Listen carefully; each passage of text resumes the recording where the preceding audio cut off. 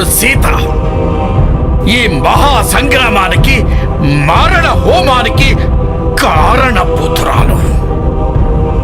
నా సహోదరి శూర్పణఖ ముక్కు చెవులను ఆ రామలక్ష్మణులు ఖండించి అవమానించినందులకు ప్రతీకారముగా రాముని భార్య సీతను అపహరించి అశోకవనమున బంధించినాను.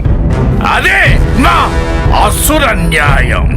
శూర్పణఖ సామాన్య స్త్రీయ, బ్రహ్మవంశ సంచరిత, ఒక మహావీరునికి అర్ధాంగి, ఒక తపోధనుడికి మాతృమూర్తి, పైగా ఈ లంకేశ్వరుడికి ప్రియ సహోదరి.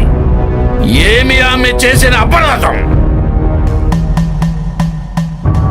ఆమె మీ పట్ల అనుచితముగా ప్రవర్తించిన ఎడల మీరు ఆమెను తిరస్కరింపవలేను, లేదా మీరు ఏ రాజ్యమున నివసించుచుంటిరో ఆ రాజ్యాధినేతైన నాకు ఎరింగింపవలేను. ఎందుకనా దేవదానవ భూ విభాగ సమయమున వింధ్యా సాత్పుర పర్వత ఈవలి భాగవతయు మా పాలైనది గనుక